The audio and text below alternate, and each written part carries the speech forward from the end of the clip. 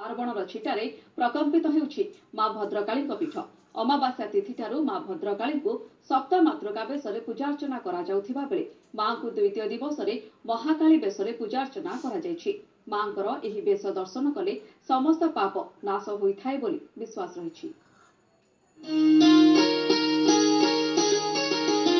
भद्रकर अधिष्ठात्री देवी मां भद्रकाली सर्वव्यापिनी परमा विद्या महामाया और परम ब्रह्म रूपिणी सप्ताहे व्यापी अनुष्ठित हेउथिबा सप्त मातृका बेश मध्यरु मांकर महाकाली बेश बेश आकर्षणीय। मां भद्रकाली को महाकाली बेशरे सज्जित करी अमावास्या निशार्धर पूजार्चना करा जायथाय। मां को एही बेशरे दर्शन कले समस्त पाप नाश हेबा सह शक्ति लाभ और धर्म अर्थ काम मोक्ष फल प्राप्ति होइथाय बोली विश्वास रहिछि। ए जो सप्त दिवस व्यापी महायज्ञ मां भद्रकाली पीठ में अनुष्ठित होछि। आज होछि द्वितीय दिवस। ए द्वितीय दिवस रे मां आज होछि महाकाली रूप रे भक्त मान दर्शन दोचंदी। मां भद्रकाली तृतीय शताब्दी में भद्रक प्रतिष्ठित से प्रतिष्ठित होगा द्वारा आम भद्रकर भौगोलिक सामाजिक अर्थनैतिक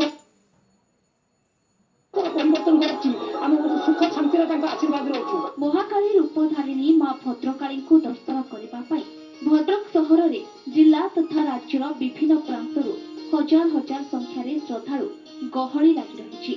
मां भद्रकाली को विशेष पूजार्चना सह महायज्ञ चंडीपाठ अनुष्ठित होछि।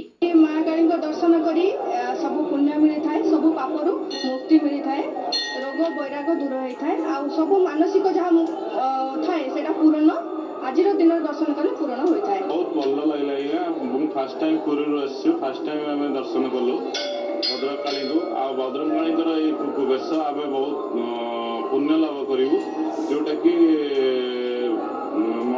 मनुष्य समाज रे भल सृष्टि करिवो। मां भद्रकाली पीठ रे महापूजा उत्सव देखिबाकू श्रद्धालुक भिड़ को दृष्टि रखी मंदिर ट्रस्ट पक्षरु व्यापक बंदोबस्त करा जायछि। ब्यूरो रिपोर्ट नक्षत्र न्यूज।